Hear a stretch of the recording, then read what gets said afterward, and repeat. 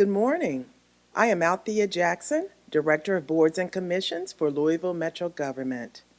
As a member of one of Metro's boards or commission, you are required to complete an annual ethics training. We have sent the training video through DocuSign to allow us the ability to track who has received and who watched the video.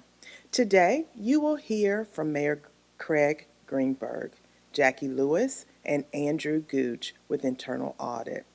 You'll also hear from Megan Metcalf, General Counsel to the Mayor's Office, and Todd Lewis, Outside Legal Counsel to the Louisville Metro Ethics Commission. This training will last approximately 2 hours. In addition to the training video, you also received a one-page summary of each presentation to help mitigate any questions you may have. So let's get started. I'll turn it over to Mayor Greenberg. Hello. Thank you so much, Althea, for everything you do with respect to boards and commissions. Really appreciate your dedicated service. And thank each of you for agreeing to serve on one of our city's boards and commissions. Thank you so much for volunteering. Volunteering is such an important role that people can play in our city, and we appreciate you going the extra mile to take your valuable time to help serve our city, to make it a safer, stronger, and healthier city. These boards and commissions do incredibly important work towards achieving our goals across our entire city. And it's a wide range of work. They touch on the lives of every person in Louisville, many times over. And these boards and commissions can only do this public work and do it right because of the dedication, service, and leadership of people like you who have agreed to serve, taking your private time to help serve our community. We also have a very important responsibility to maintain the public's trust. And to do that, we all must be open, accountable, and transparent in every aspect of our work. And that's why this training is so important. Coming up, you'll hear from some of my colleagues at Metro Government. Our internal audit team will talk about board accountability and oversight. Our Mayor's Office General Counsel will present on open records and the Open Meetings Act. And the General Counsel to the Ethics Commission will discuss ethics for board and commission members. This is really important information so you can do your job well and do it right. Thank you again for taking on this challenge and for agreeing to volunteer. It's an honor to serve our city alongside you as we work together with the people of Louisville to make our city safer, stronger, and healthier. So now, let's get started. Thank you, Mayor Greenberg. Next, we have Director Jackie Lewis and Assistant Director Andrew Gooch with Internal Audit. They will present on board accountability and oversight. Hello, I'm Jackie Lewis, Director of the Office of Internal Audit, and I have our Assistant Director Andrew Gooch here with me today. Today we will provide you with some information about internal audit and accountability and oversight responsibilities for boards and commissions. Let's take a look at the training agenda. This training is split into 4 sections. First, I will discuss our role as internal audit and your responsibilities for accountability and oversight as boards and commissions members. Lastly, Andrew will discuss internal controls and red flags. Internal audit has authority to audit all departments, boards, commissions, and activities of Louisville Metro government to determine whether risks are properly managed and whether internal controls and governance activities are effective. Audits are identified based on perceived risk. Risks are actual or possible events that could impact the achievement of Louisville Metro's goals or objectives. Internal audit is responsible for assessing risk throughout Louisville Metro government during the annual risk assessment process. However, potential risks or concerns can be reported to internal audit at any time. Members of boards and commissions are responsible for ensuring accountability is assumed for actions taken. What is accountability? Accountability is the foundation of trust, cooperation, and responsibility. Simply put, accountability is when an individual or department experiences consequences for their actions. Being accountable is the willingness to accept responsibility for one's actions. Without an organizational culture that fosters accountability, it may be difficult to get people to accept responsibility for their actions. The tone at the top of the organization will determine if individuals are held accountable for their actions or for their lack of actions. The organizational culture should encourage all leaders and employees to assume responsibility for their actions. Boards and commission members, management, and staff should all understand they collectively own the results of their actions or for the lack of actions. This includes everyone acknowledging and accepting their personal choices, understanding self-accountability as well as accountability to those impacted by one's decisions and actions, and lastly, accepting responsibility for outcomes, including problems created or not corrected. Boards and commissions typically have ultimate responsibility for holding employees and the organization accountable, meaning the boards and commissions take responsibility for ensuring the organization follows laws, behaves in an ethical manner, and does not waste organizational resources.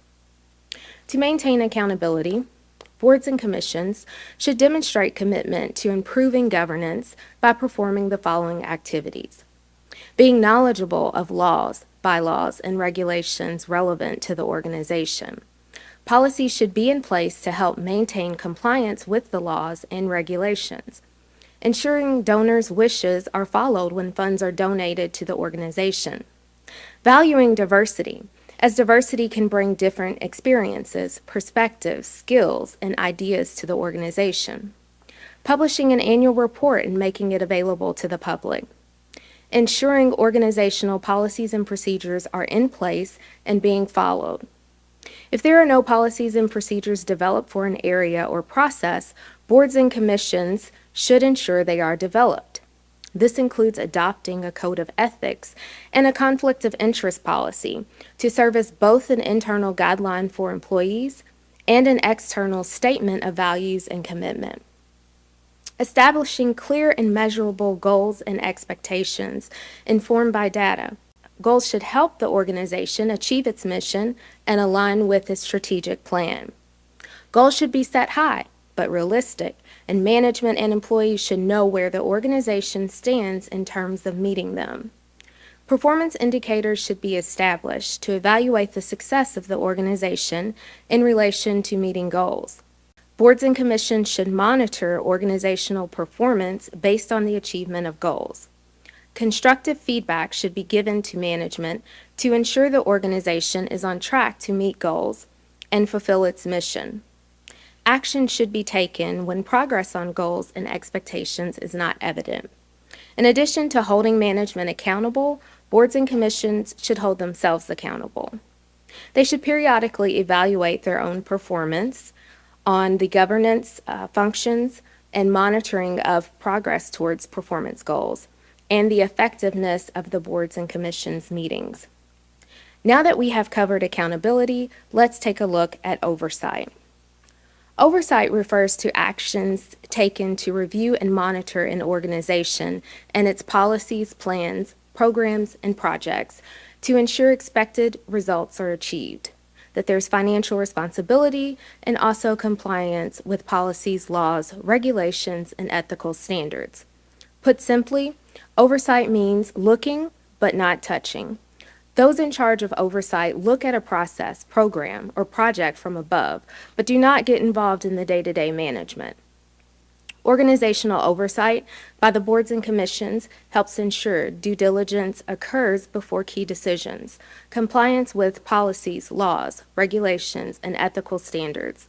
Policies and strategies are implemented as intended. Key risks are identified, monitored, and mitigated. Business processes and systems are working well. Expected results are being achieved, and areas of concern are being addressed. So what are boards and commissions members' roles and responsibilities in providing oversight? First, members should be familiar with the organization's mission, vision, values, and culture. Culture starts at the top, and boards and commissions must reflect the organizational culture. Boards and commissions' actions and decisions should align with the organization's mission, vision, and values. Secondly, members should ensure executive level management has created a strategic plan and is taking measures to achieve the plan. Additionally, members should provide financial oversight to ensure compliance with the financial systems and controls. The financial health of the organization should also be evaluated to ensure the organization is on a financially sustainable path. This can be achieved by reviewing financial reports, ensuring the organization is a good steward of its resources, and establishing an audit or finance committee. Members should also oversee risk management programs to ensure key risks to the organization have been identified and action is taken to mitigate the risks to an acceptable level. To mitigate potential risks, members should ensure the organization maintains legal compliance and ethical integrity. This includes establishing a whistleblower policy, a code of conduct containing guidelines to influence actions, and a code of ethics containing principles that influence judgment. Lastly, members should know the weaknesses of boards and commissions and request training and education opportunities when needed. Boards and commissions should perform annual self-evaluations to identify weaknesses and form a plan to improve performance. Thank you, Jackie. I'm Andrew Gooch with the Office of Internal Audit. Boards and commissions can excel in the role of accountability and oversight with knowledge of internal controls and red flags. And this brings us to our next topic, internal controls. So what is internal control? Internal control is a process affected by an entity's board of directors, management, and other personnel designed to provide reasonable assurance regarding the achievement of objectives in the following categories: effectiveness and efficiency of operations, reliability in financial reporting, and compliance with law and regulations. Notice that internal control provides reasonable, not absolute assurance regarding the achievement of objectives. Now, what stands in the way of an organization's achievement of objectives? And that is risk. So internal controls are designed to address risk.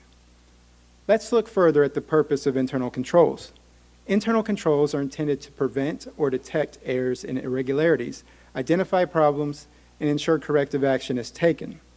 Internal controls strengthen reliability and integrity of information, compliance with policies, plans, procedures, laws, and regulations, safeguarding of assets, economical and efficient use of resources, and accomplishment of established objectives and goals for operations and programs.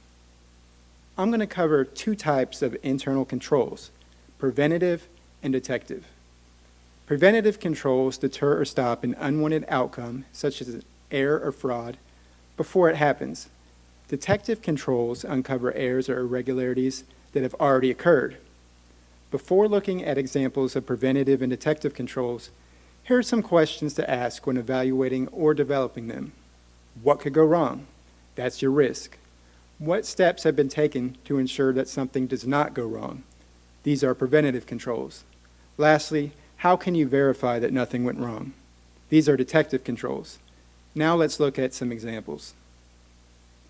As I said, preventative controls deter or stop an unwanted outcome before it happens.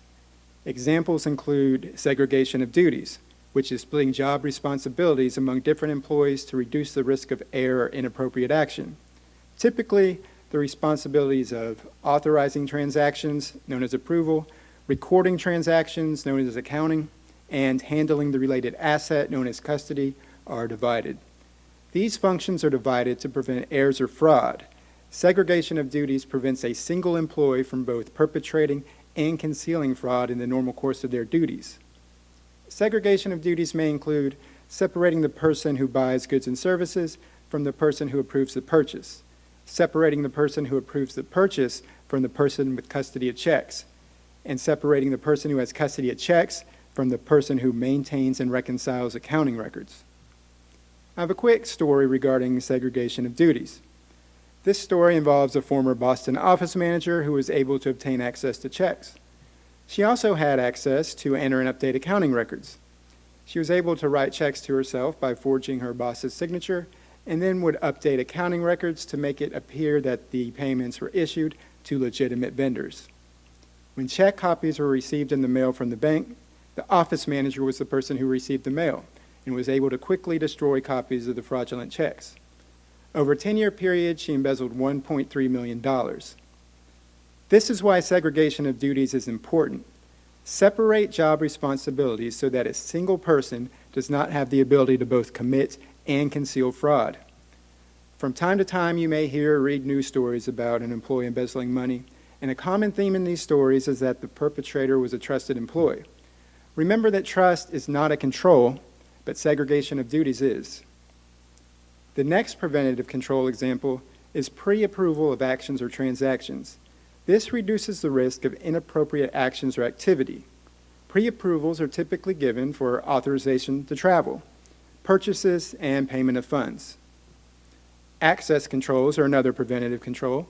Access controls prevent unauthorized access to system resources. We want to ensure that system users are who they say they are and are authorized to access the data they want to view. Some access control examples include usernames, passwords, PIN numbers, and user access rights. Physical control over assets is a preventative control. This is used to safeguard organizational property from damage or loss. Physical control over assets includes restricting access to equipment, inventory, and cash. It also includes door locks, safes, fences, security guards, and security cameras.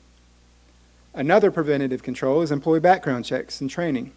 This is to help ensure the organization is hiring quality people and that employees understand their responsibilities, what's expected from them, and also how to perform their job.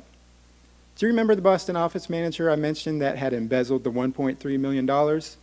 Well, before working as an office manager, she had been convicted of mail fraud for defrauding her previous employer. She was sentenced to 3 years probation. Really makes you wonder if the newer employer had conducted a background check. Policies and procedures are a preventative control. These go along with training and help employees understand rules, expectations, and how to perform functions of their job. Policies and procedures will help ensure job functions are consistently carried out as intended by management. For example, so employees understand the travel process. You may have a travel reimbursement policy that outlines reimbursable expenses, required documents, and necessary authorizations and approvals. Screening vendors is a preventative control. Screening vendors lowers the risk of fraud and vendor negligence. In conducting vendor background checks, you may find out where their offices are located and check references. See if they can provide evidence of quality work, find out how many employees they have, and who the key people are within the company. Also, have multiple levels of management approve vendors before signing a contract. And the final preventative control example is setting the tone at the top. This refers to the ethical environment created by all levels of leadership, from the board of directors and down through management. The tone at the top set by leadership has a trickle-down effect on employees. Setting the tone at the top includes leading by example. All levels of leadership should demonstrate integrity and ethics when leading by example. Setting the tone at the top also includes having a code of ethics that everyone in the organization should follow, and includes having a mechanism such as an ethics tip line for employees to report misconduct. If preventative controls don't stop an error or irregularity, detective controls are designed to uncover errors or irregularities that have already occurred. Detective controls include reconciliations, which is comparing transactions or activity to supporting documentation. This may include comparing cash on hand to the cash register report to ensure all cash collected from sales is present and accounted for. Comparing cash and credit card sales to bank deposits to ensure all money collected was deposited to the bank. Monitoring actual versus budgeted expenses is a detective control. This includes monitoring expense reports and seeking explanation for variances over budget, and looking for unusual or unexpected transactions. Another detective control is inventory counts, to ensure all inventory that should be on hand is actually on hand. Inventory counts may reveal missing goods. Similarly, you may also conduct cash counts to ensure the amount of cash that should be on hand is present. This will detect missing cash. Audits are another detective control. audits may identify errors or irregularities so that preventative measures may be put in place. Audits may also identify controls that are in place but not working effectively.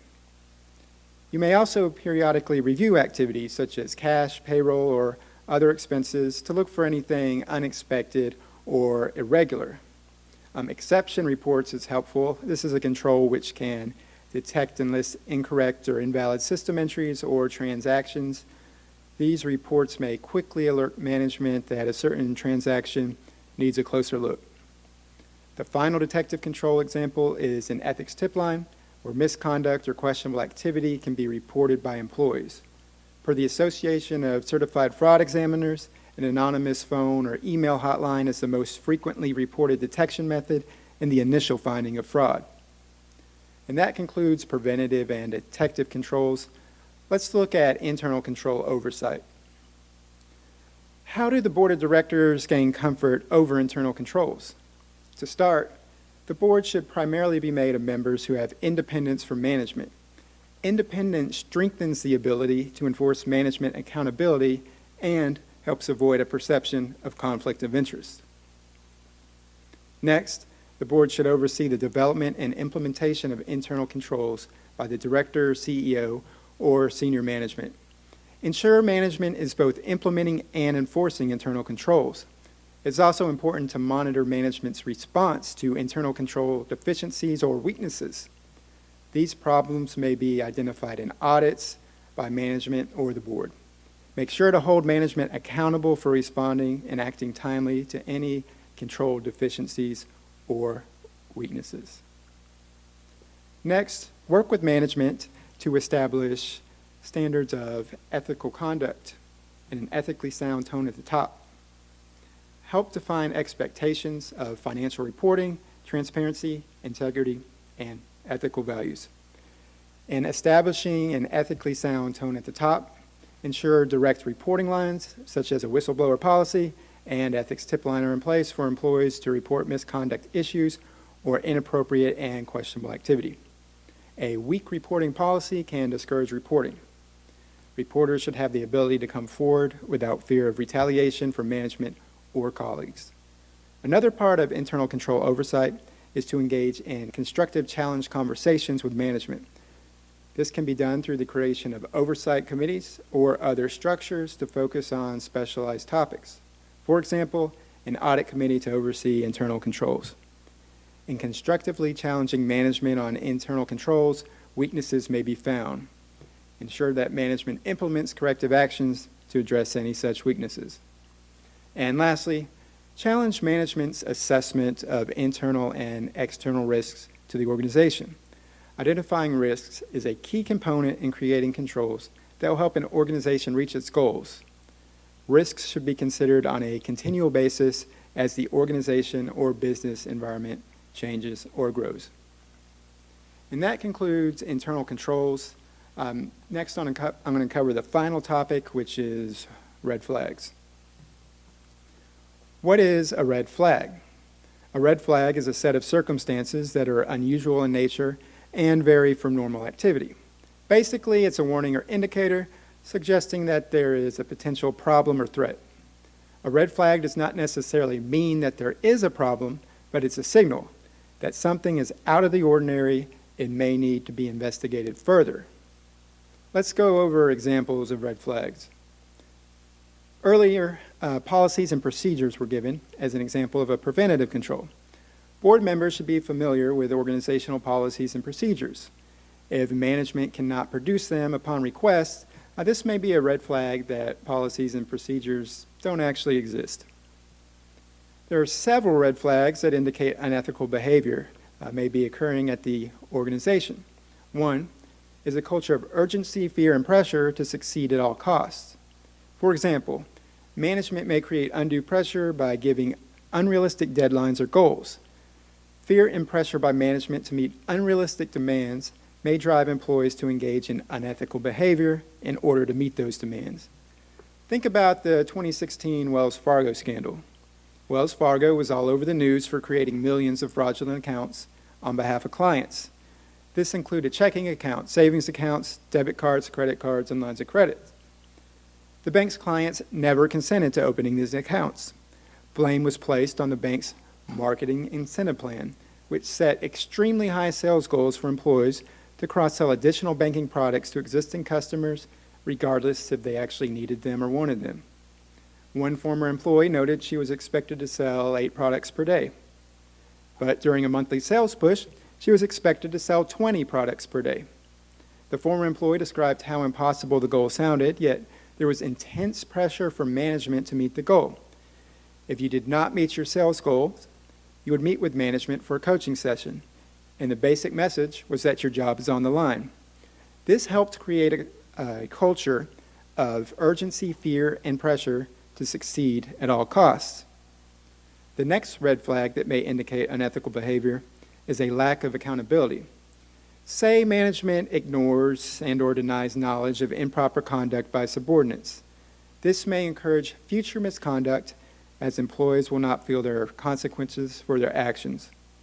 In the Wells Fargo example, there are employees that claim management knew of the frauds occurring, yet did nothing, and so the frauds continued on. Another unethical behavior red flag is employees accepting gifts. There may be expectation by the giver that something is to be received in return, such as a contract or future business. Policies should include detailed information on the acceptance of gifts. Let's look at another unethical behavior: sexual harassment. What are the red flags to indicate sexual harassment? You may witness or hear reports of the following behaviors: employees that stand too close and are touchy, inappropriate questions or comments, crude language or terminology, employees being asked to meet alone outside of work, inappropriate pictures or content, frequent after-work partying or office drinking, and underage or young employees with very close connections to older employees. A victim of sexual harassment may exhibit uncharacteristic behavioral changes, such as anxiety, social withdrawal, irritability, problems concentrating, and tardiness or missed work. Sexual harassment could occur anywhere. A major retailer settled a sexual harassment lawsuit. For 4 years, an employee in a New York store regularly made unwelcome comments, advances, and touched female employees without their consent. Management knew of the misconduct for years and had received several written complaints. One employee had reported the behavior to management multiple times, yet management failed to stop the harassment and told the employee to stand up for herself. She resigned.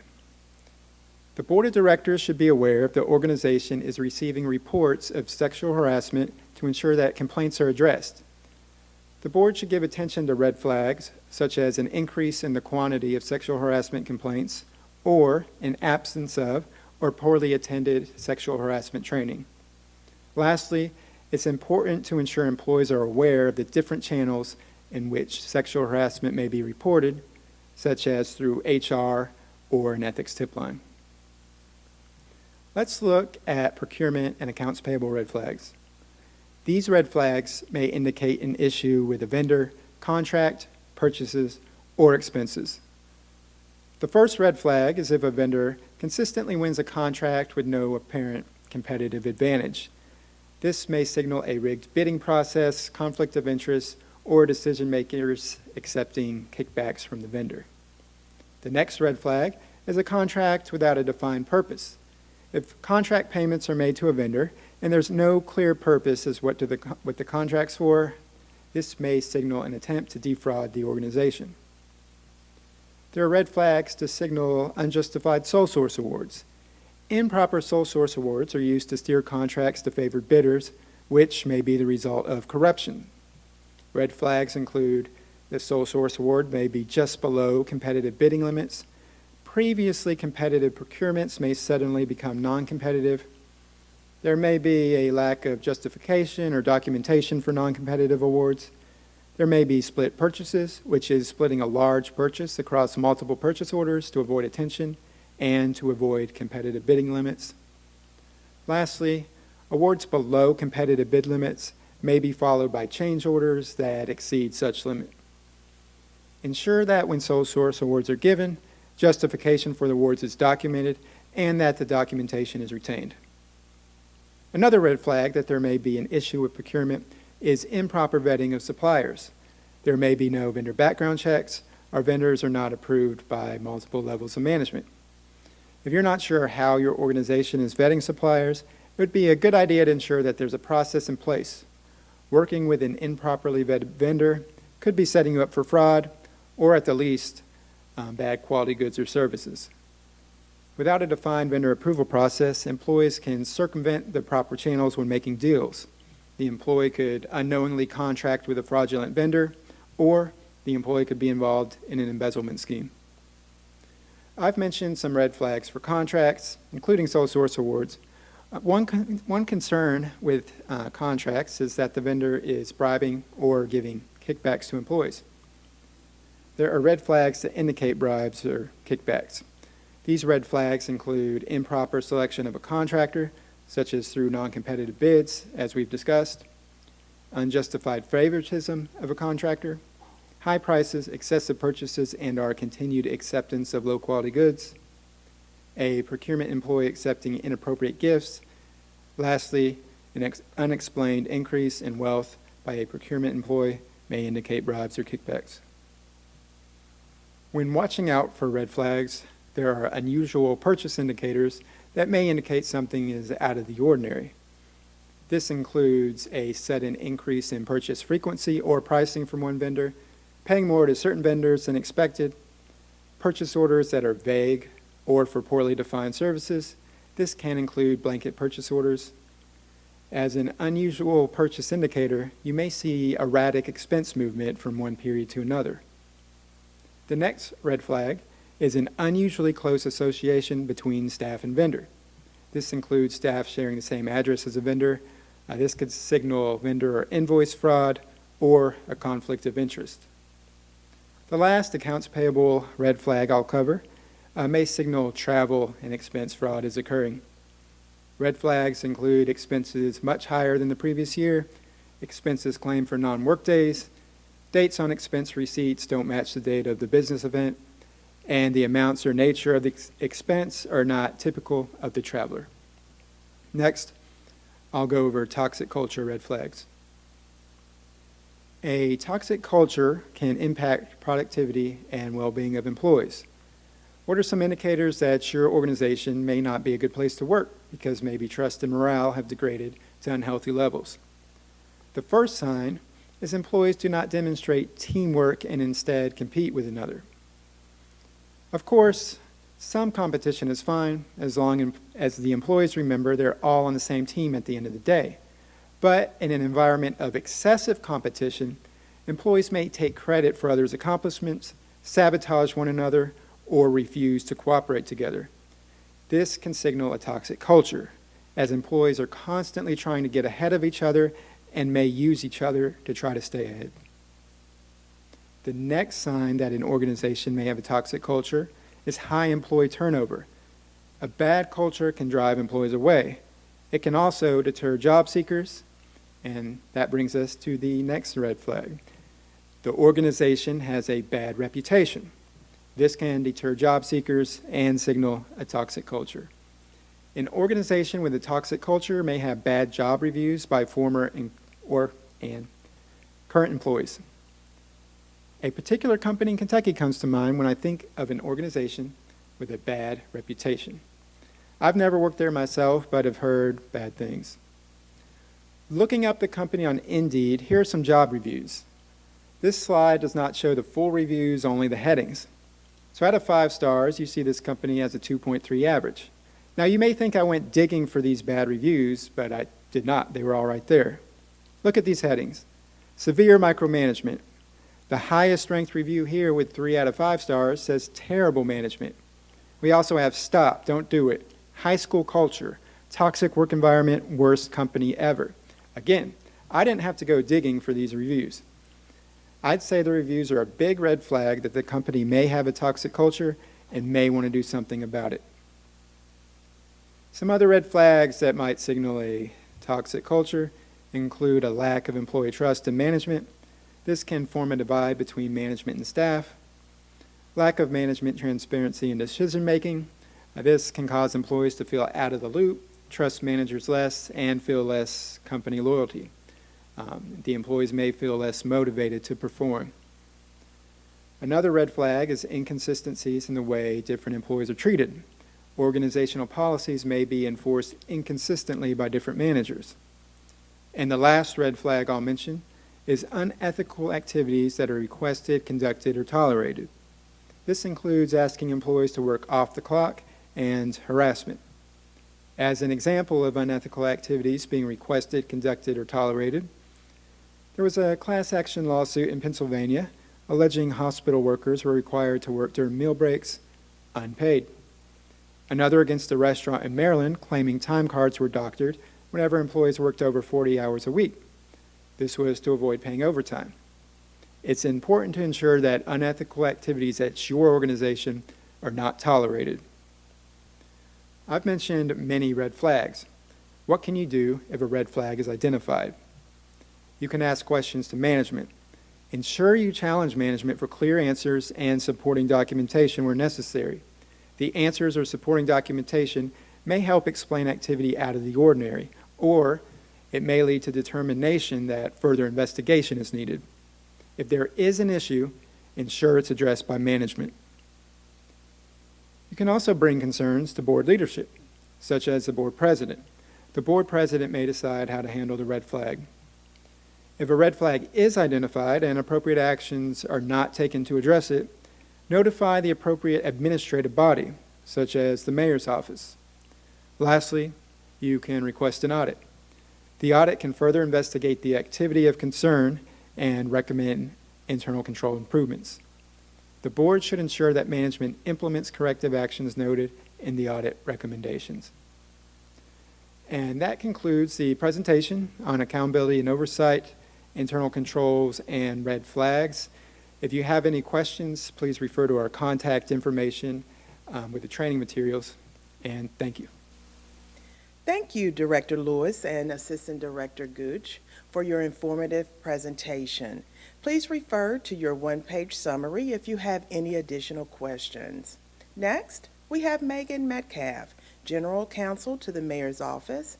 Megan will present on open records and the Open Meeting Act. Good morning, good afternoon, good evening, whenever you are viewing this training. My name is Megan Metcalf. I am the Deputy General Counsel for Mayor Greenberg. I'm here to present to you today on open records and open meetings acts. If you tuned in to listen to my presentation on the Guinness World Records training, that's actually next week. Check your inbox for time. First, I want to thank you by your providing your service to the community. As Mayor Greenberg says, your volunteerism is what drives Louisville forward, and so we just want to thank you for devoting your time and energy to these boards and commissions. I just want to go over some of the objectives for this training. First, we want to make sure that you understand what your agency's obligations are under the Open Records and Open Meetings Acts. We want you to be able to define what a public record is, define what a public meeting is, know when the law should apply generally, although there are plenty of specific applications that you may want to go over with your presiding officer, board secretary, or someone else in your public agency. And you should know what the expectations are for you to comply with these statutes. First, we're going to go over the Open Records Act, which is found in the Kentucky Revised Statutes, Chapter 61.870. I also included, along with these slides, 2 documents for your reference. The first is the Kentucky Open Records and Open Meetings Act Guide. It's prepared by the Office of the Attorney General. The second document is called Managing Government Records, a Cooperative Understanding, also prepared by the Office of the Attorney General. Because there are a lot of nuances to both of these acts, it's good to have this as a reference. Of course, you're welcome to continue to view these slides, to consult with the legal counsel for your public agency, or call our office if you ever have any questions. But these are great resources for you to keep by your side during your service. So let's turn to the Open Records Act. So the first thing that you need to know is that the Open Records Act requires that all public agencies in the Commonwealth of Kentucky are required to make available non-exempt public records to residents of the Commonwealth and news media organizations who submit written applications to inspect those records, and also to provide suitable facilities for exercise of that right. The written application does not have to be in a particular form. There is a form that's available on the website of Louisville Metro Government's Open Records Office, but any written application would suffice under this requirement. Let's talk about what is considered a record under this act.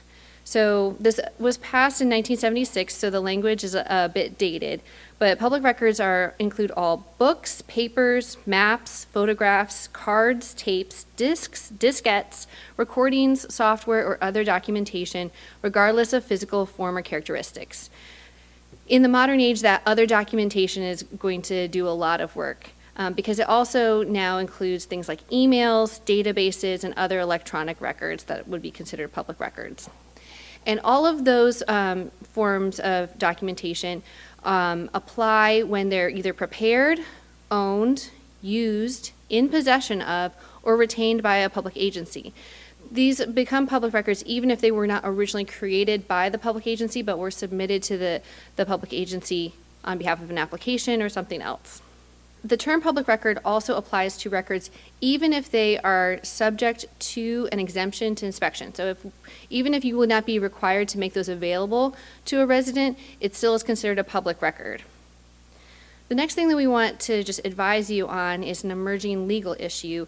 In the past fall, there was a Kentucky Court of Appeals opinion, which was Kentucky Open Government Coalition versus the Kentucky Department of Fish and Wildlife Resources Commission, which held that those emails on personal accounts and text messages to personal devices are subject to the Open Records Act if they deal with public business.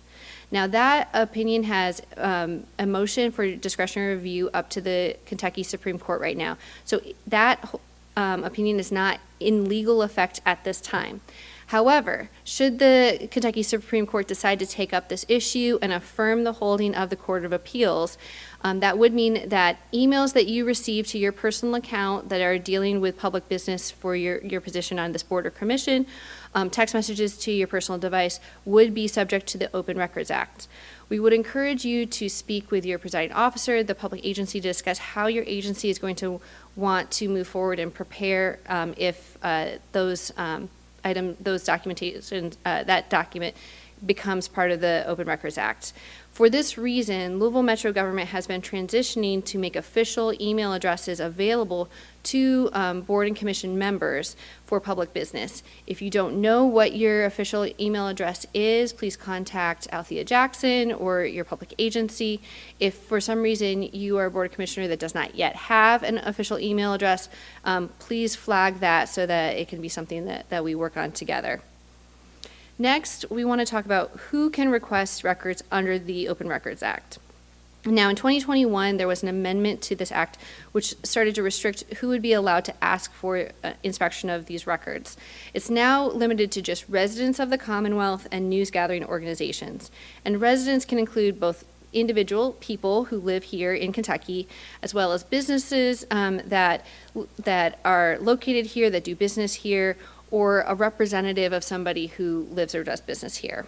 Typically, Louisville Metro Government does not have a policy where we deny requests for inspection because of a residency issue, but it is something that we might consider, especially if a request would involve a significant amount of resources for us to comply with.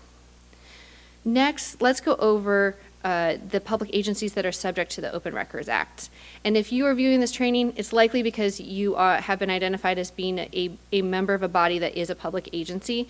I'm not going to list them all out here, and this is in fact an incomplete list, but if you are a state or local government official, if you belong to a city or county governing board, school board, special district board, like the Regional Airport Authority, if you belong to a government agency that was created by statute or local ordinance, all of these are public agencies under the Act and subject to open records.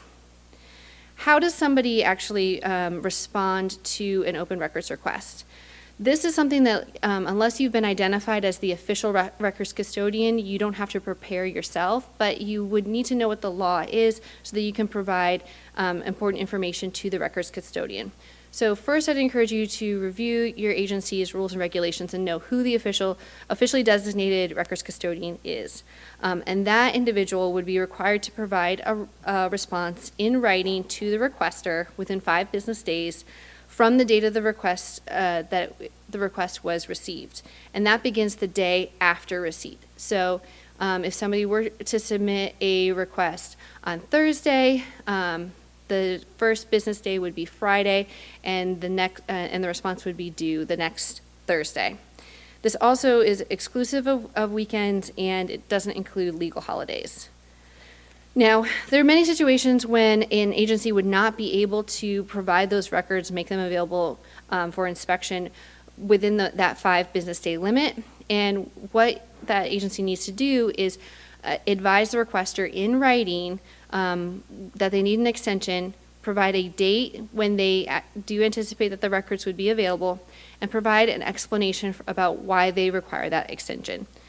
I listed a few examples here about what would be legally permissible reasons. Unfortunately, you can't say we just didn't want to do it. Some of those reasons would be if the records require a search of physical media, if somebody would need to actually go through and search through physical files one by one to see if there are records that comply with the request or that are responsive to the request.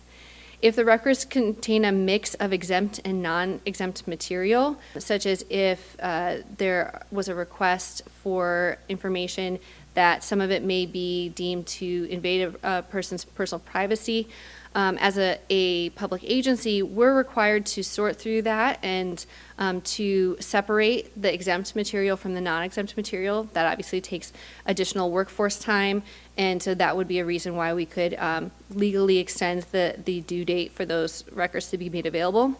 Another reason is if those records are currently in use and not available for inspection. If currently we are preparing a document and it won't be ready yet until after the due date, we can actually advise the requester when that would be due. The format for the response needs to be in writing, as I said, and we need to either provide suitable facilities for them to come into our office and physically inspect the records, or if the requester request copies, we can mail them to them. We are only required to mail out copies to residents who live outside of the county where the public agency is located, but obviously sometimes it may be easier for those to just be mailed out to them even if they live locally. And we are allowed to assess reasonable copying costs, and we can ask for prepayment of those costs, so that way that requester has to pre-fund the copying costs. Of course, as is most of the case, electronic records are the norm now, and that's typically how they would be provided to the requester unless they asked for them to be provided in physical form. Now, if for some reason we cannot fill the request, we also need to advise the requester of that denial in writing. And then we have to provide a detailed explanation about why those records are not being made available. Some of the common reasons for denial would be if a record does not exist. If they asked us for information on Area 51, we can tell them that we don't have any records that exist on that issue. A related reason for denial might be is if it would be categorized as a request for information and not a request for a record itself. So if they asked for a record that said how much of an employee's time was spent dusting the furniture rather than vacuuming the floors, we might not have a record where it's broken down that way, and that would be properly denied as a request for information. Now, if we did actually have a breakdown for that, then we would have to provide that record. Another reason is that commonly we get requests for records that are not in our possession, like another agency is the records custodian, such as the Circuit Court or the Commonwealth of Kentucky. If that is the case, where we are not the actual holder of the records, our records custodian is required to advise the name and the location of the appropriate agency's records custodian. And the last reason, which we do need to be very careful if we deny access to records for this, is if it is unreasonably burdensome on the public agency to produce. There are details in the guide about what the standard is for what is unreasonably burdensome, And it's not simply that it would take a long time for us to comply, or it would take a significant amount of our man hours and workforce to comply. There are additional requirements in there. Now, there are other situations where parts of a record may not be available for inspection, but the rest of it is. And so let's go over what some of the exemptions from inspection would be. I've highlighted a few, but there are over 15 in the statute, and you may want to consult the statute itself to see if any of the others apply. But the first one would be information that would constitute a clearly unwarranted invasion of personal privacy. That would be things like your home address, your social security number, email address or phone number, anything that could be used for identity theft. Also, there are situations where a victim of crime may also, it would be considered a clearly unwarranted invasion if their name was made public. A newer exemption is for communications that are purely personal. So if someone has sent you an email to your official address that was an invitation to a birthday party, that could be exempt as a communication that was purely personal. It's not really a public record. Another one that is pretty common are preliminary drafts, correspondence with private individuals, but only correspondence that was not intended to give notice of a final agency action, and preliminary memoranda or expressions of opinion. This exemption you do need to raise carefully, because if the draft mirrors what the final agency action is, both the draft and the final copy would be considered subject to open records and would not be subject to the exemption. But if there were changes that were made between the draft and the final outcome, then that draft could be withheld. The correspondence with private individuals, for some of you who may be volunteering for the Code Enforcement Board, where you are sending out notice of your agency action, that exemption doesn't apply if you're actually advising them of an outcome of their case. And then anything that is otherwise protected by law, such as communications that are covered by the attorney-client privilege because you're seeking out legal representation regarding your board or commission service, attorney work product, something that's already covered by HIPAA or by FERPA if you work in the educational setting. That's already been protected by other areas of the law, and so that also is not subject to the Open Records Act. And if, as a public agency, we decide to withhold any records under an exemption, we have to advise the requester in writing with an explanation of what documents are being withheld and what exemption we are claiming over them. Now, if a requester doesn't agree with something a public agency does, if they don't believe that they responded timely, if they don't believe that that the denial of a request for records was appropriate, if they don't believe an exemption applied to a particular record, they have a couple of remedies under the Open Records Act. The first is that they can submit a written appeal to the Office of the Attorney General to review the agency's actions. The Office of the Attorney General would then provide notice to the agency would have an opportunity to respond, and the Attorney General could then advise if they believe that the agency was or was not in compliance with its requirements under the Act. They also can follow that appeal or on their own file a circuit court action. And if a circuit court finds that the agency was willfully withholding records, there may be additional costs that are assessed to the agency under that action. So what you need to know, what are your obligations under the Open Records Act? You need to review your agency's rules and regulations and see how they would like you to comply with any requests that are coming forward. You need to take care to preserve any original records that you are creating, comply with your agency's record retention schedule, and communicate with your designated records custodian. So make sure that that person knows that you have original records and then is able to preserve them correctly. If it turns out that records are requested from you, either by name or because they ask for individual members' communications, you need to conduct a reasonable search wherever those records may be found. So if you know that you may have records that are in your email address as well as in your phone, if you may have physical documents, you need to conduct a reasonable search of where those are. And then when you find those records, you need to identify any of those that you believe are subject to an exemption, explain what exemption you think applies. This helps make things easier and ensure that we get a timely response out to the requester. And if records are not available, either because they never existed or because they have been destroyed in some way, been deleted before the request came in, you need to provide that explanation to the records custodian so they can also advise the requester of that. So that is the bulk of the Open Records Act. We're going to turn next to the Open Meetings Act. And the first rule about Open Meetings Club is everyone should know about Open Meetings Club. So what is considered a public meeting under the Open Meetings Act? So those are all gatherings of a quorum of the members of a public agency at which public business is discussed or action is taken. So all of those are considered public meetings. They must be open to the public regardless of where they are held, whether they're regular or special or informational or casual gatherings held in anticipation of a regular or special meeting. One of the things that you need to know is that the definition for public agency under the Open Meetings Act is narrower than the definition for a public agency. It doesn't include state or local government officers. For example, the mayor is subject to the Open Records Act, and all of the records that he creates would be available for inspection. However, meetings that he holds are not subject to the Open Meetings Act unless he is meeting with another public agency that is required to comply with the Open Meetings Act. Also, you will want to check your agency's rules about what constitutes a quorum. It could be either found in your rules and regulations or your authorizing statute or ordinance. Typically, it's a simple majority, but certain boards and commissions may have other rules for what constitutes a quorum. Next, you're going to need to know what's considered public business.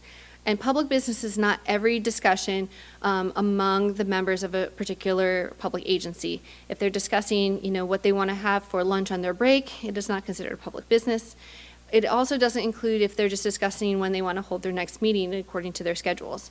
But public business has been defined by the Supreme Court to be not simply any discussion between two officials of an agency.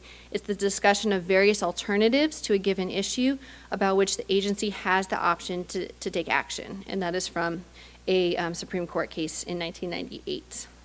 Now, if public business is to be discussed, here are the requirements for a meeting. First, you need to provide notice of the meeting. It has to provide the specified time and the location of the meetings, and they must be at a convenient time and location. You can't have your public meetings at 3 a.m.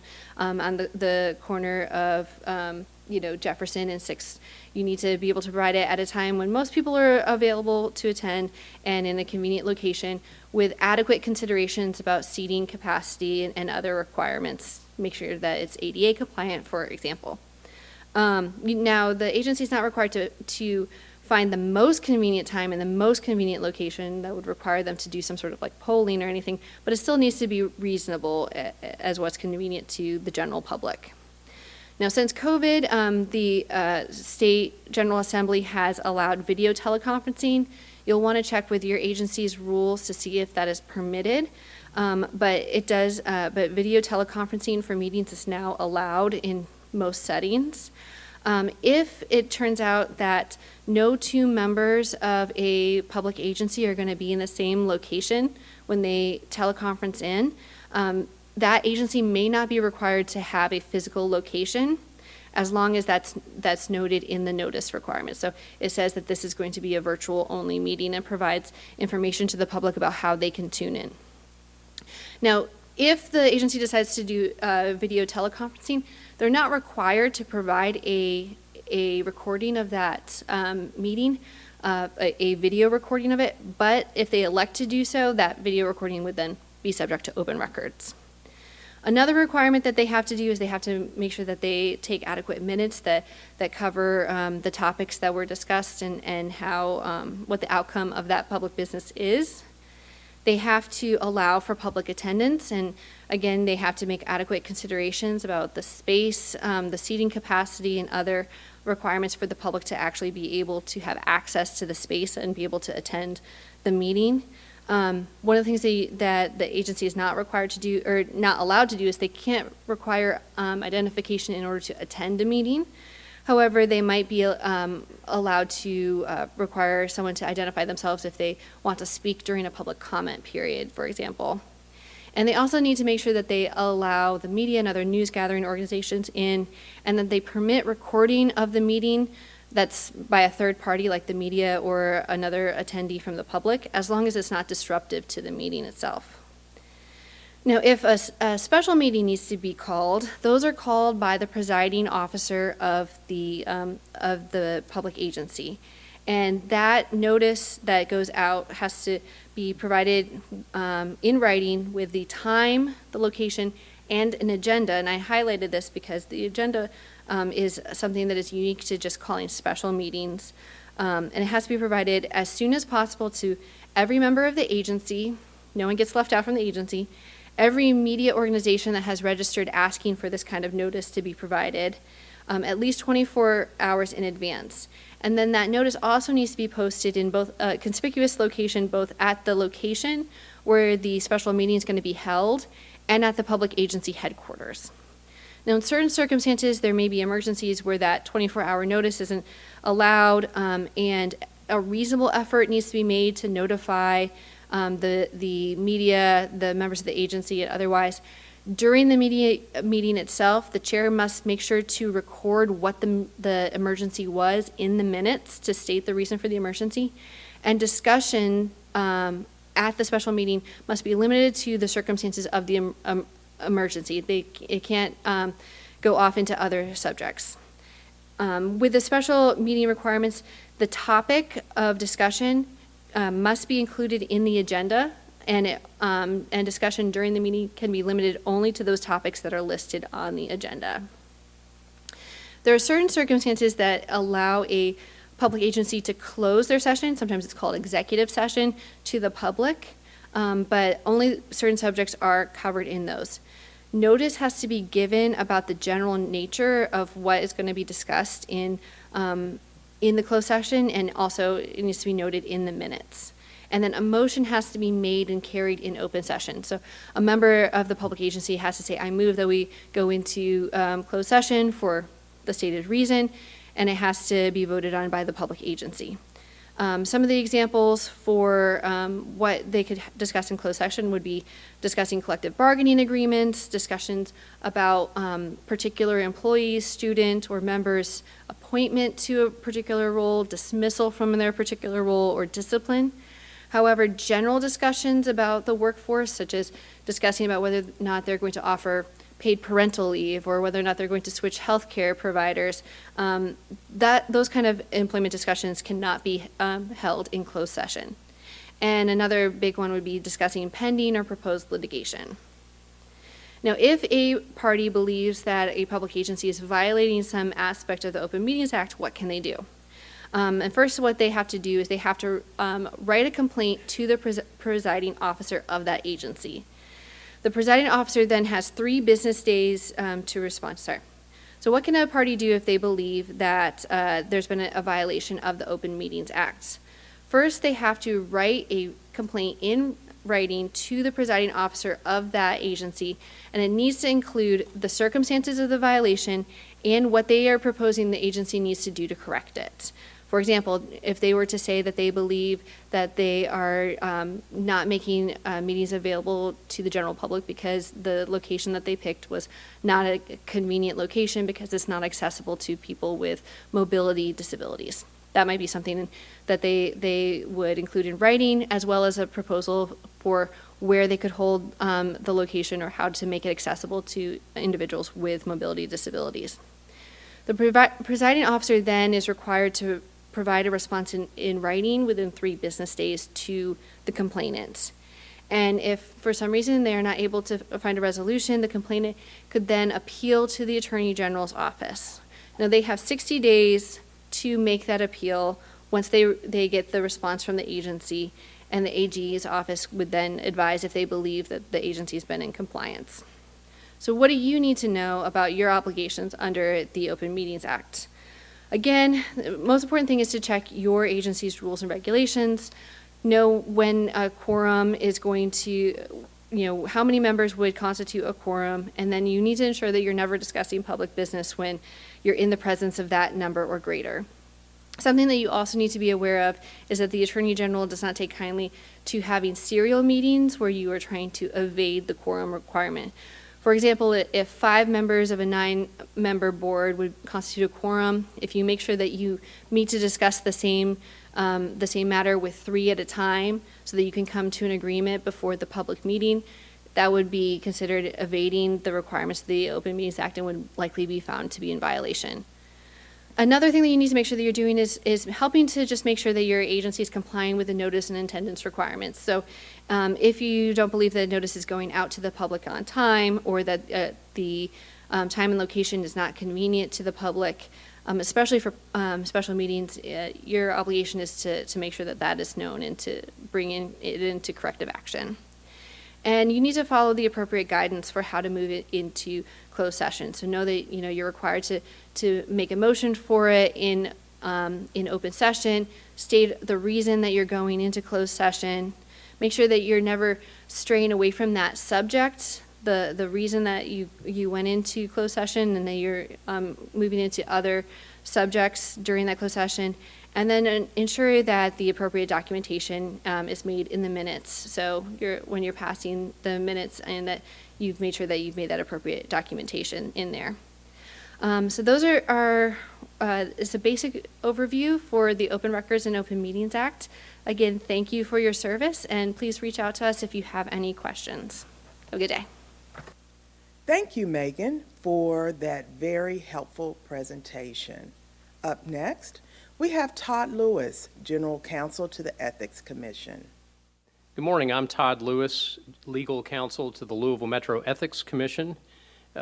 And this morning we're going to be talking about the requirements of the Ethics Code, particularly as it relates to Metro officers and members of boards and commissions. The following introduction is from our Chair, Dee Pregliasco, who wasn't able to be with me today. Welcome.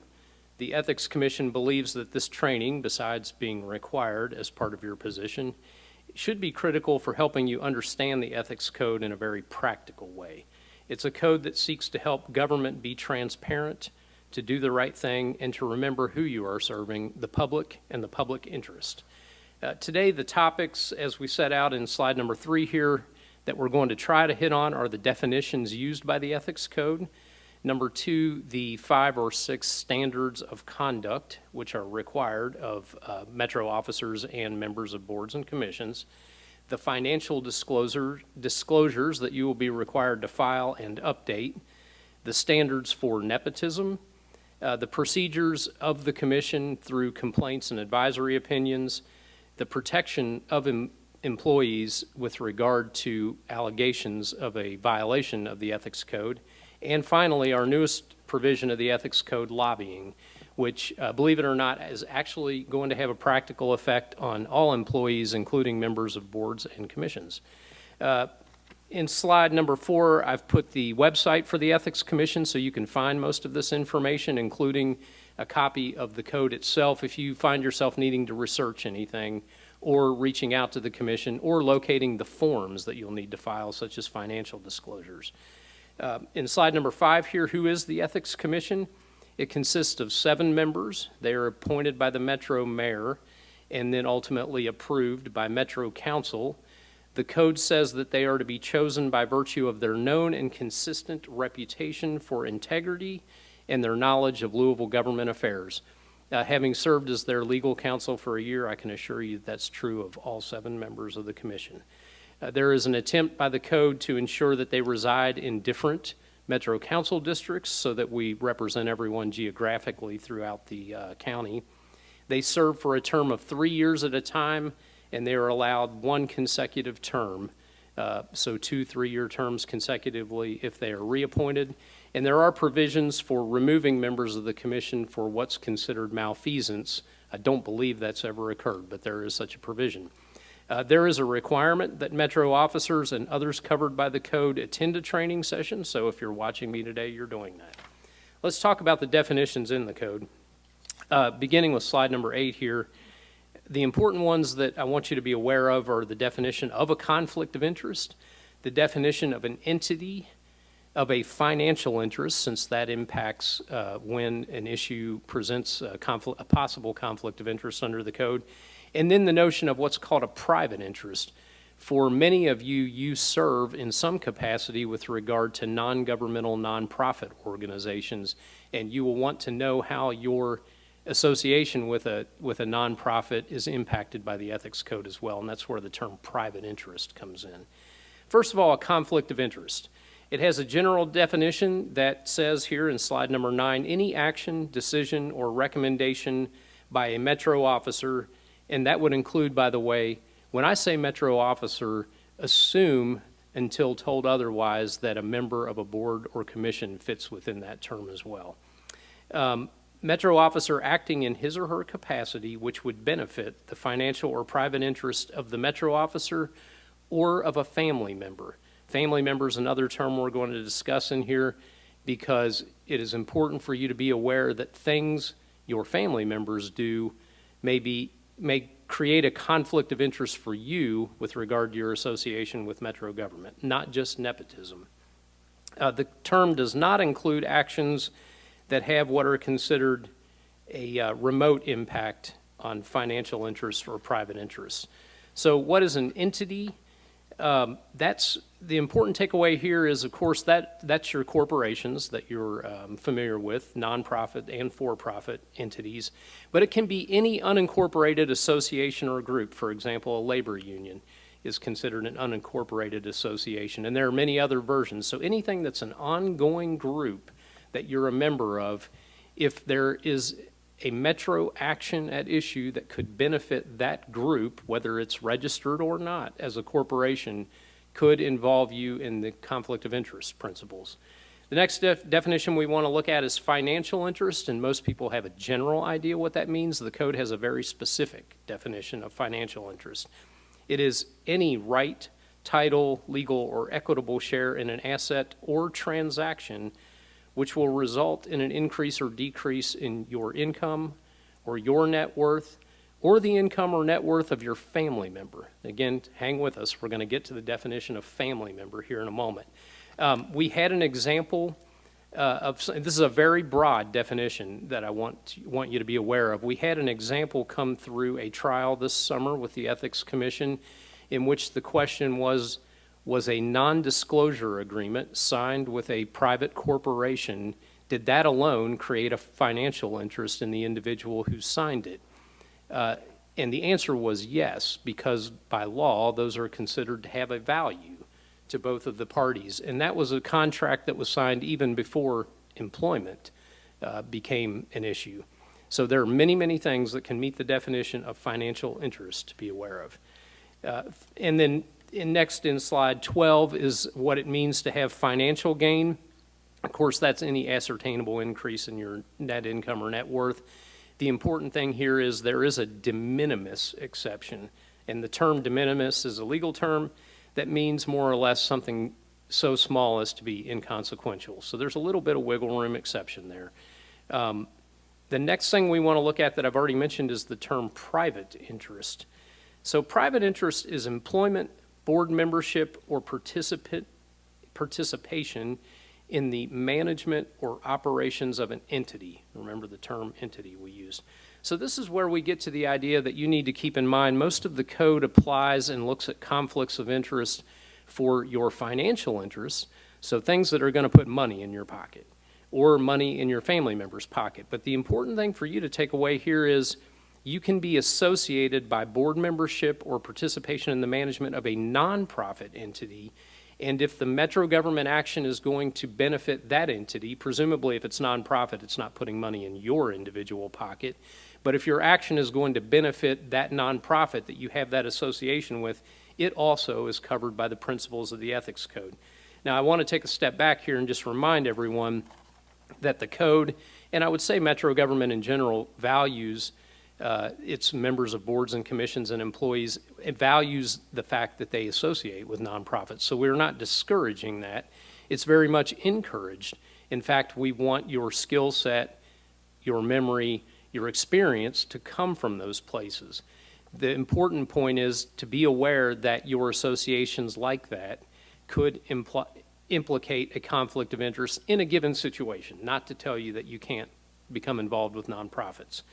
The exception to that would be that if all you do, and I want to underscore all you do, is volunteer your time or you make financial donations to the nonprofit and you don't otherwise serve on their board or participate in the running of things, there is an exception there that you can still engage in a Metro government action that potentially benefits this nonprofit without a conflict of interest issue, as long as that's the case. You're just making donations or volunteering your time. So who are the Metro officers? Those are listed specifically first, a series of constitutional offices, and they're all there, the mayor, Metro council members, the county attorney, the sheriff, and so on, the elected officials of Metro government. The next part of that list that's also included as a Metro officer are your department heads. The deputy mayors, the cabinet secretaries, chief deputies, chief administrative officers, agency directors, housing authority officer, and department director, and so on.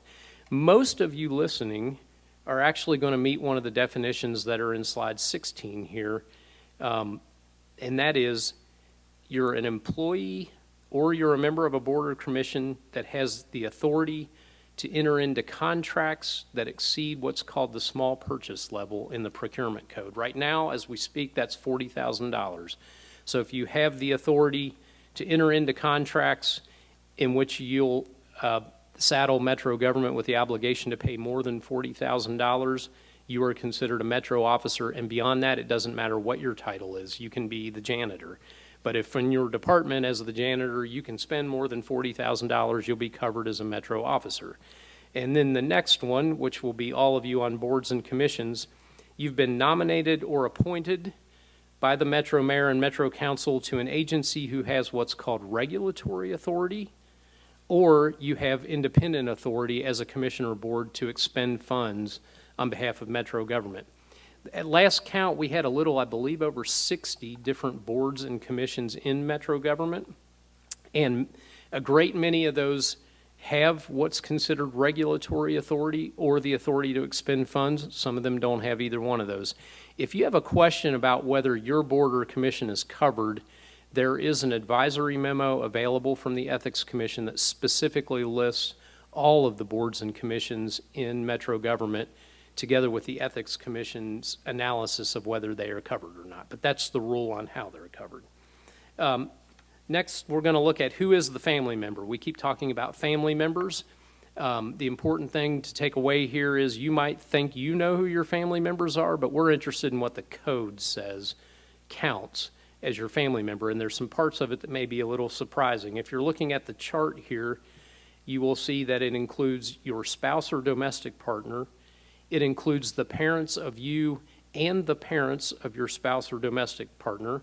It includes the children of you or your domestic partner, and it includes the grandchildren of you or your domestic partner.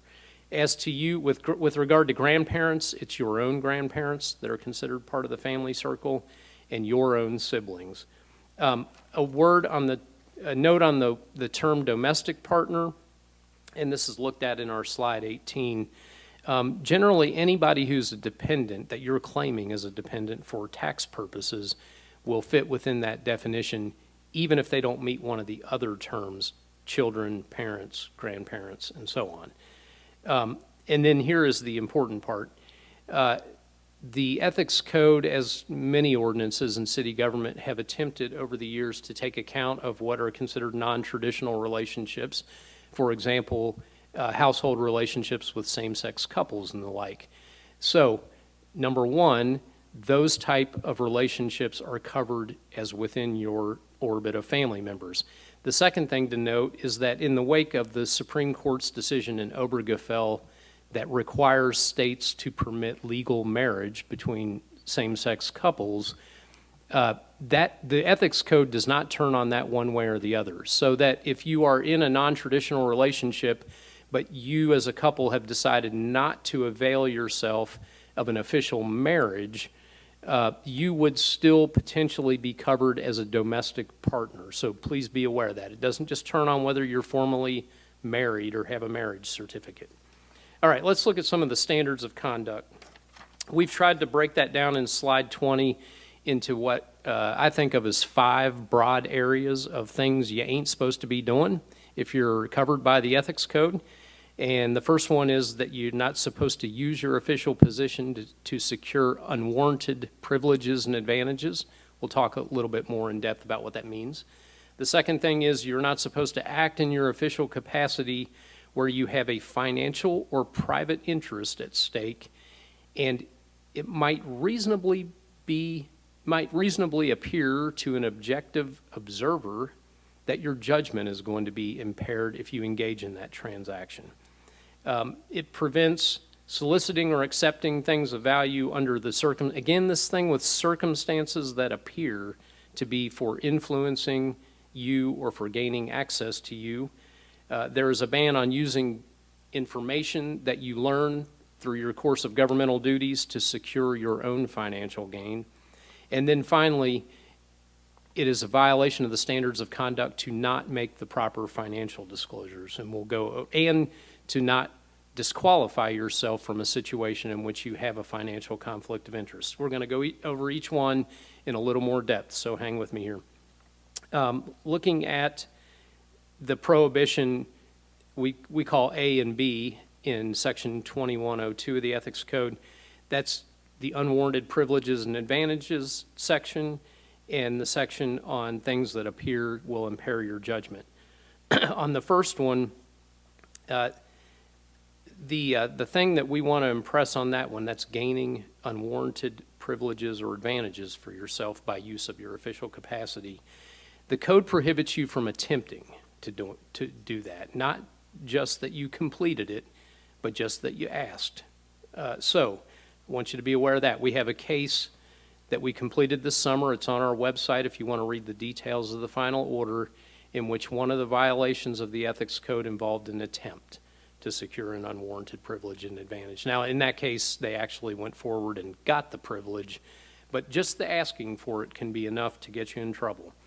And then the second thing here on what looked 2102B, this is our slide 21 still, acting in your official capacity where you or your family member or your business organization has a financial or private interest, so remember this involves the nonprofit associations as well, where that transaction might reasonably be expected to impair your objectivity or independence of judgment. I want to talk about that for a moment.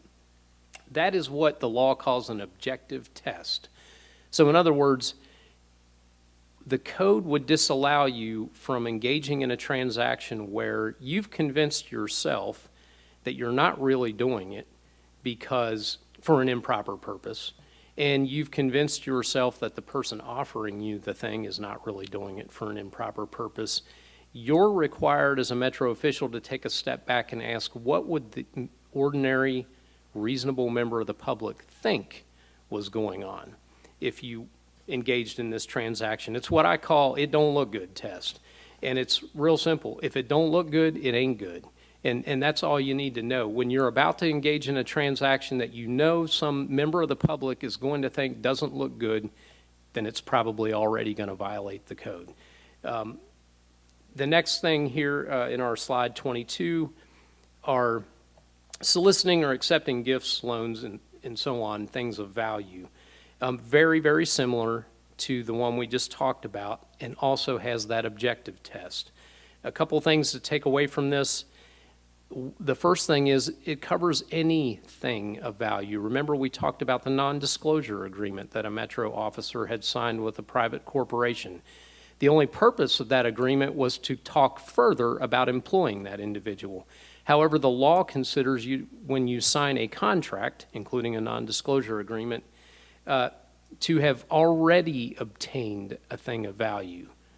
So it's not going to turn on whether you get the thing, the business opportunity, or the employment later. If you've already contracted to be quiet about it through a non-disclosure agreement, you've already solicited or accepted a thing of value.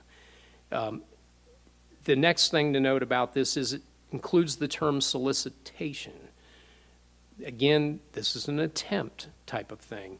If you try to carry this out, but you don't succeed, the other side doesn't want to give it to you, or you change your mind after you've tried, you may have already violated the code by attempting to carry it out. This is also a provision that covers, in part, admission to free events, and we get a lot of questions about that. Someone has offered you a free ticket to an event that members of the public have to pay to attend. This is the first place you want to go in the code to look at whether you can accept that. As we're going to hopefully get to, there's also some other provisions that cover and govern the value of tickets that you're allowed to or not allowed to accept to such events. In general, there's a presumption that accepting tickets that are worth less than $50 do not violate the standard of conduct, and that when you begin accepting tickets that are worth more than $50, there's a presumption against you. Now, presumption means a beginning point. So I want everyone to take away that you could accept a $1 gift, but if you did so for improper purposes, as defined in this code, that is, that it appears to be done to influence you in the discharge of your official duties, that could be also a violation of the conflict of interest transactions. So be aware, $50 cutoff is not going to answer every question you need answered when you are offered free admission to an event that costs members of the public. The next thing we're going to look at is using information. That's slide 23, and that's, to our mind, fairly self-explanatory. If you gained information in the course of your governmental duties or service on a board or a commission, and that's the only way you got the information, you cannot then use it to gain financial advantage for yourself or for your family members. Remember who is your family member. And you can't do it for an organization or entity that you might be associated with, again, covering those nonprofit situations. The next, in subsection G, prevents you from representing a party or person other than your local government position in connection with a cause or proceeding before a county agency.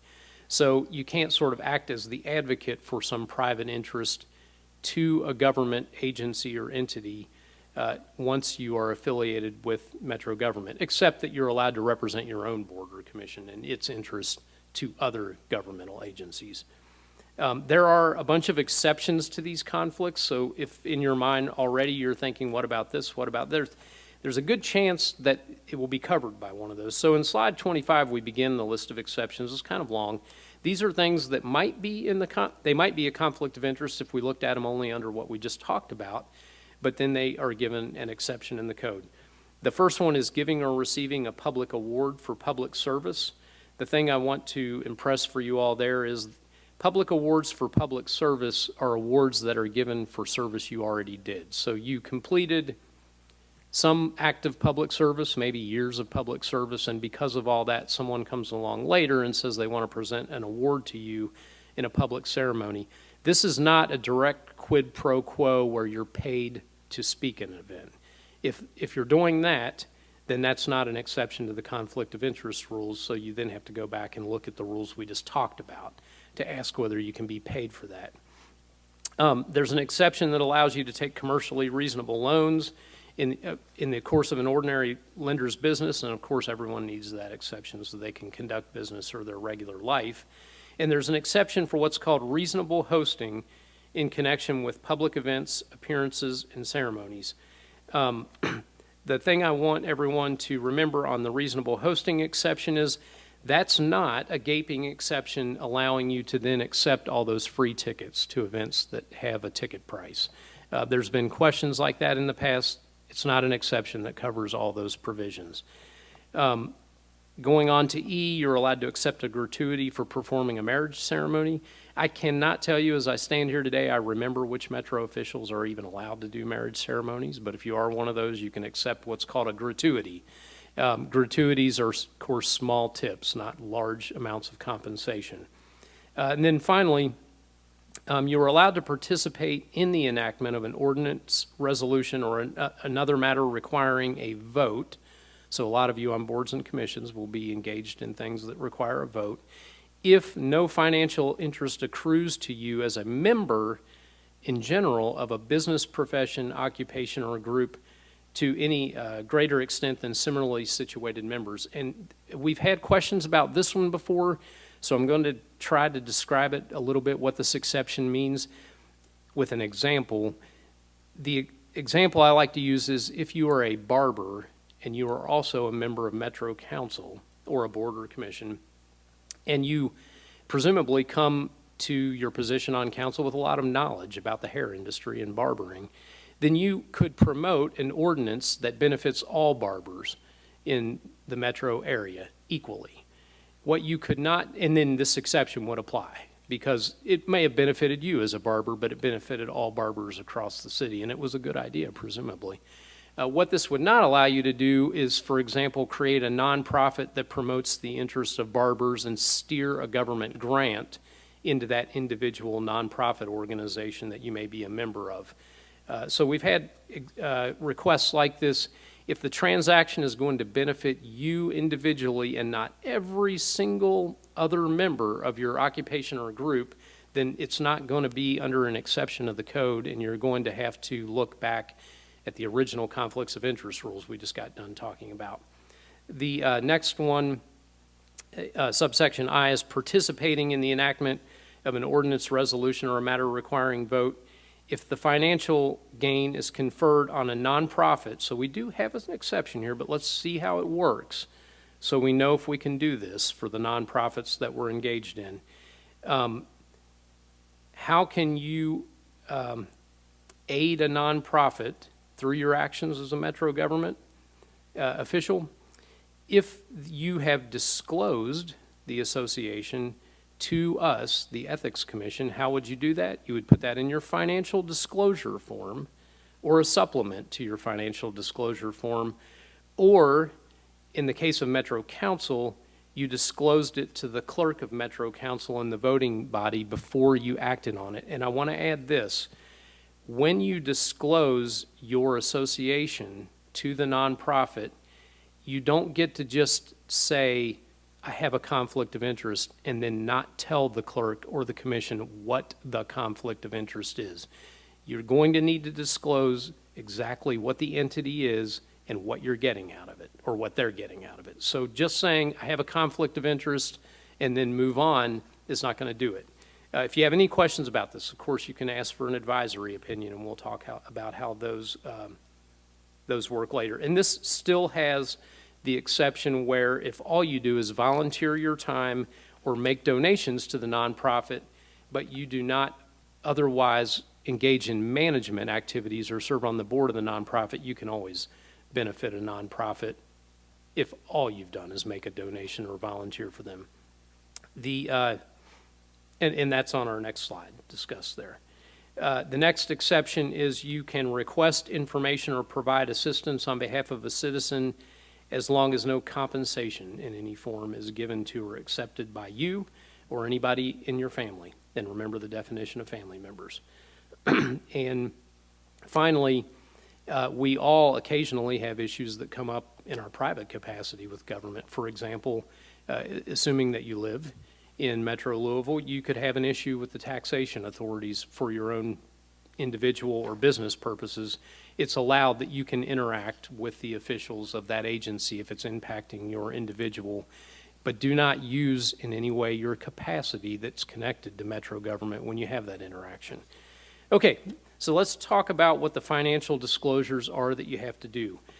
Members of boards and commissions that are regulatory in nature need to be aware that your members of the board or commission also have to file these financial disclosures. Most people know that the Metro officers have to do it, but you also do. They are filed with the Ethics Commission. The form to fill out is available on our website. It should be up there. If it's not, there's an email link on our website. You can go back and look at the slide and find us there. They are normally due April 30th of every year. We'll go through what the components are, but I want to remind you something here. 2 exceptions to the April 30th deadline for your financial disclosures. One is if you've already filed one the previous April, anytime something changes in it, you owe an updated form within 30 days of that change. I believe it's 30 days. We'll get to it in the slide.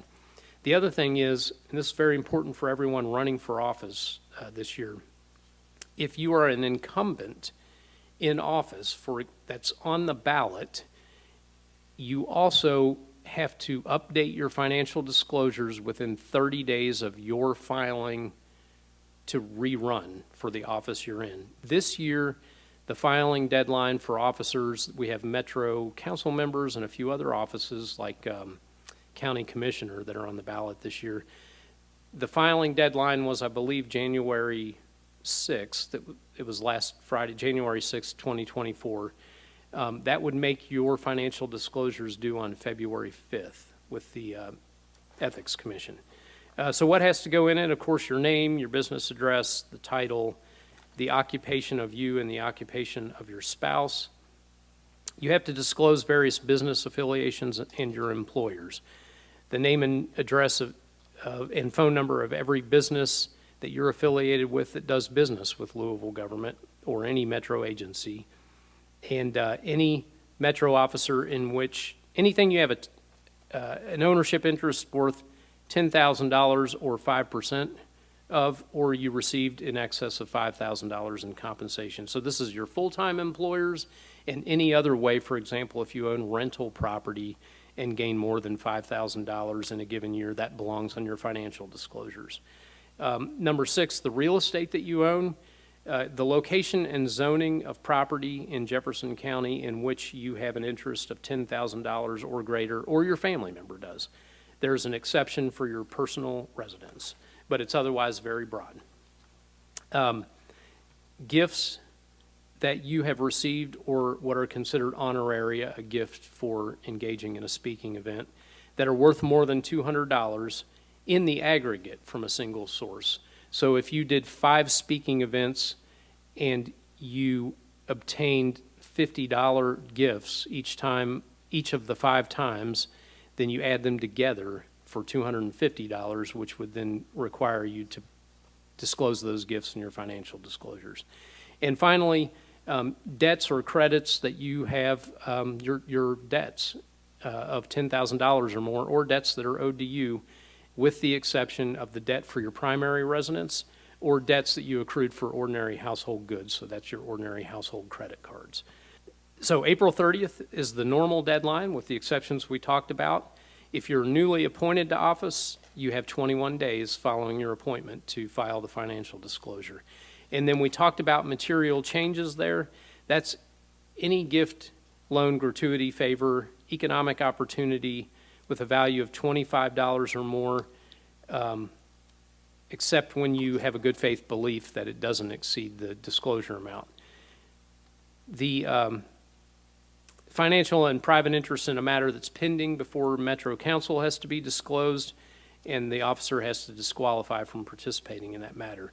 And that's also a disqualification provision that would cover you folks on boards and commissions. Presumably, your expertise in some areas what led you to a board or a commission, which may mean that you still engage in private transactions in that industry, and you'll have to be aware of when an issue comes before your board or commission that might have a private interest or financial interest that would be benefited as a result of it.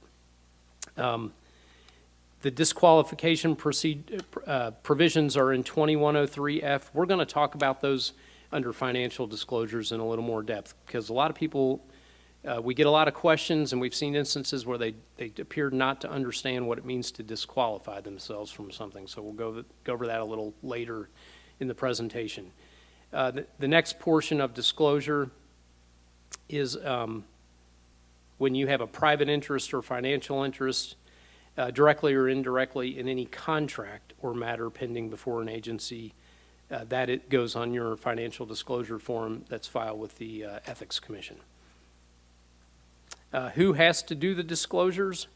That includes council members, county attorney, and Metro officers who derive their authority from Metro Council. Includes family members. There are provisions in the form for where you list your family member's interest. And remember, yet again, what the definition of family member is. And this has the disqualification provision. So let me step back and talk about that. So you've realized that in your position as a member of, we'll say, the Planning Commission, just to use an example, there's an individual that has a case before you and the commission is going to vote on a zoning variance and you're a member of the commission, you can vote on it. You realize that you either own an interest in the property of the corporation that owns the property, or you are pursuing some kind of business relationship with that individual. That, of course, creates a conflict that you're going to need to remove yourself from the vote or activity. That's called disqualification. And what we want to impress on everyone is disqualification from a matter literally means no involvement at all. Bold, underline. What does no involvement mean? It means no involvement at all. Not just don't stand on the floor during the formal proceedings and cast a vote. It means you don't discuss it with your other commission members. You don't take part in any debate. You don't have phone calls on the side with your other commission members with regard to the matter so that you could convince someone one way or the other. If one of your fellow members of the commission or some private party attempts to engage you on the topic in your capacity as a commission or board member, you are to politely decline to engage in that conversation. The Kentucky, and in fact, the final thing I want to note is when the matter comes before your board or commission, you should physically remove yourself from the room during that discussion or debate. And curiously enough, we have some old case law in Kentucky that discusses that very fact, because if you remain in the room, but you remain silent and abstain from casting a vote, the law will regard you as supporting the majority vote. So you need to disappear, is the point. Let's talk about the financial disclosure forms. The next part shows where they are on our website so you can find them. And I think we've talked enough about how you're going to fill those out. Questions about them can be directed to the Ethics Commission, and we'll be happy. The more questions we get in advance of doing something that might look shady, the better off it is for you. So we can just answer the question. Briefly on nepotism, so back to our definition of who's your family member, what is it you can and can't do with regard to all those family members that we talked about? I think it should be obvious to most folks, but we'll state it. It's right in the code. You can't hire a member of your family member. You can't influence someone else in Metro government to hire your family member. You cannot manage your family member or supervise them. And there's a specific section in here that talks about a prohibition from, and it lists the officials: mayor, council member, county attorney, county clerk, coroner, surveyor, or constable.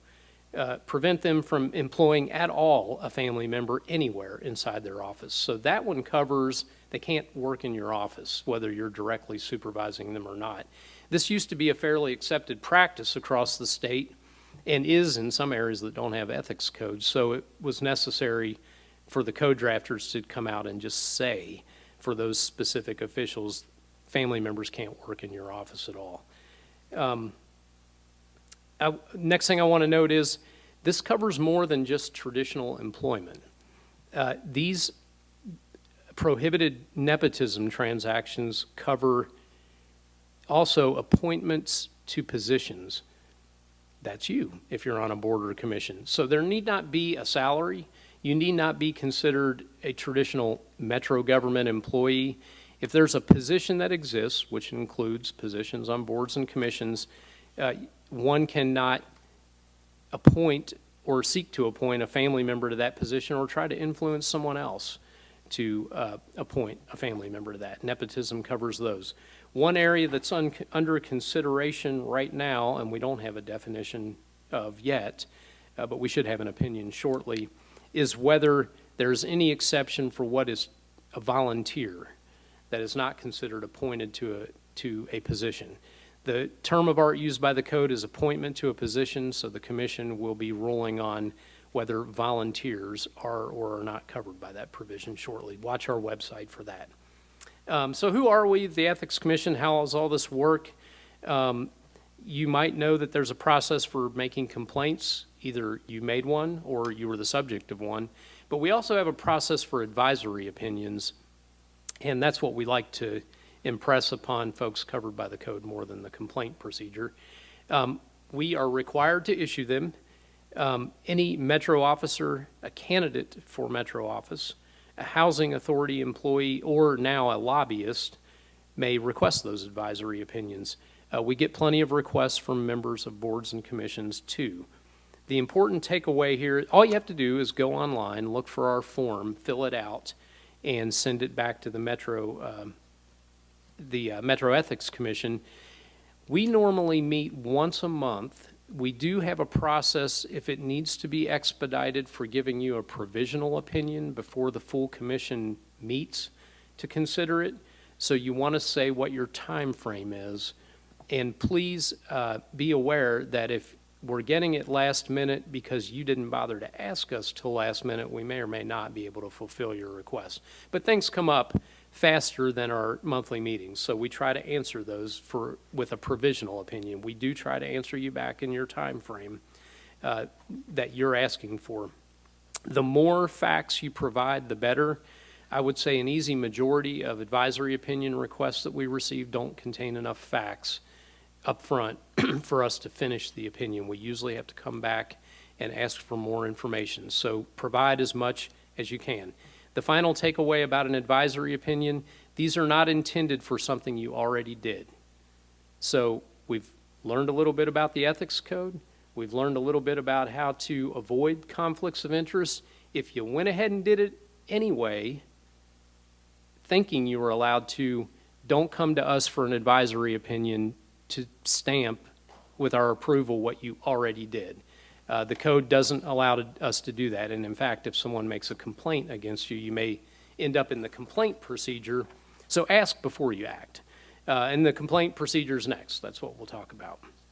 Who can file a complaint? Any person. And it means any person. You don't have to be affiliated with Metro government. You, in fact, don't have to have exactly firsthand knowledge of what you're alleging to be true. However, you will be required to state your name, and you will be required to swear under oath to the things that you allege in the complaint. It has to be filed within 1 year of the event that you claim is a violation of the ethics code. And if it doesn't comply basically with the ordinance, it will not even be filed in the record. So, for example, we sometimes get complaints that appear that simply don't imply anything in the ethics code, but they might allege a violation of law in some other way. Someone is angry or disgruntled at a Metro government official or against a member of a board or commission. They put a series of allegations in there that don't have anything to do with our conflict of interest principles, but maybe it's the basis for a civil lawsuit, maybe it's the basis for a criminal allegation. If it doesn't meet the ethics ordinance, we're not going to file it, and we're going to inform you that it's an improper complaint. The commission has the authority to dismiss without any further hearing complaints that are determined to be frivolous or are being done for the purpose of harassment. Now, I want to point out something here. Lots of complaints are filed in who knows what the individual motives are of the individuals filing the complaint. This is going to be a test that it's done for absolutely no other purpose than to harass someone. So in other words, it doesn't appear to state anything valid in the first place, and the complainant, the target of the complaint, can validly say they don't have any purpose other than to harass me. We're all very well aware that people carry their private motives, sometimes rooted in partisan differences, personal differences. That alone is not going to cause a complaint to be ruled invalid if it states what appears to be a factual basis for a violation of the code. What I can say about that is the code drafters in general erred on the side of opening up the complaint process with the realization that some people are going to have angry motives for filing those, and it's not a basis to dismiss it by itself. Going forward from there, we can request independent counsel to represent the complainant if we feel it's necessary. We won't necessarily appoint a lawyer to someone who filed a complaint, but we will in cases where we think it's necessary. The person who you filed the complaint against is supposed to be served with a copy of it within 10 days. Or if you're the subject of it, you're supposed to receive service of a copy of it. When you do get one, do not toss it in the trash. Don't put it on a stack of papers. Don't put your head in the sand. You have to file a response to it within 20 days. And For those of you who have any familiarity with the legal system, that's the exact same amount of time you would have if you were served with a complaint in the legal process. Metro officers have the right to appointed legal counsel, and there's a provision for paying them. We may choose to go forward and conduct an independent investigation, and we will have the authority to determine whether ultimately it states a complaint or not. The next thing we want to touch on, we're not going to get into this in serious depth, but there are a series of protections for employees and subordinates that are rooted in the Ethics Code. Looking at slide 53, a Metro officer shall not compel a subordinate to engage in a financial transaction, including the giving of loans or charitable donations. They shall not compel a subordinate to make a political contribution or to aid an election campaign. There's a long definition of what it means to engage in inappropriate political solicitation. So if you are either the subject of someone that you think is making that type of solicitation, or you're entertaining doing it yourself, refer to the code for more detail about what does and doesn't violate the code. Want to point out there's a special provision covering public housing authorities. We're not going to go over that in depth today, but if you're an employee or a supervisor at the Public Housing Authority, you want to look at the specific provisions in the code. And then finally, I want to mention this year's newest addition to the Metro Ethics Code, which is lobbying. And what I want to impress on all of the audience today is that lobbying is a very, very broad definition. So an individual can be what the code regards as lobbying you, even though they've never registered, they don't carry a card that says, I'm a lobbyist. It's not official, they're not hanging out in the hallway, with a card. Lots and lots of activity, any direct communication with a Metro officer or another individual covered by the Ethics Code, which is done for the purpose of influencing your official decision, can be lobbying. There's a long list of exceptions that we're not going to be able to go through completely. You can refer to all these in the code. There are still things citizens can do to try to influence government activity and not be a lobbyist. But if, as a Metro officer or a member of a board or commission, you think you are being lobbied, you can look to the definition. If it looks like that's what the person's doing, all you have to do is tell them to go to the Ethics Commission website and register. Just register as a lobbyist. There are various things they're going to have to disclose, but in general, anyone can register as a lobbyist. So to some extent, this is for your self-protection when someone is discussing with you, attempting to influence your opinion or official decision. That's it for the Code of Ethics for today. Remember, our website's available, our advisory opinion process is available, and we have an email process for questions and concerns, which we are happy to try to answer for you. Thank you very much. Thank you, Todd. Your presentation was very helpful. Again, please refer to your one-page summary provided by each presenter. This summary will answer any potential questions that you may have. Additionally, each presenter also included their website and contact information, and you can follow up with them if you have additional questions. So now I will turn it over to Mayor Greenberg to close us out. Thank you again so much for agreeing to volunteer and serve on our boards, and also for taking time out of your busy schedule to complete this training. It's essential that we have a complete understanding of the laws and the ethical standards that we all have to follow in doing this work in any public service. That's how we maintain the trust of our partners and the public, which is essential to making progress for the people of Louisville through our boards and commissions. Thanks to all the members of our Metro team who contributed to this training. And again, thank you for taking your time to serve our community. We really appreciate it.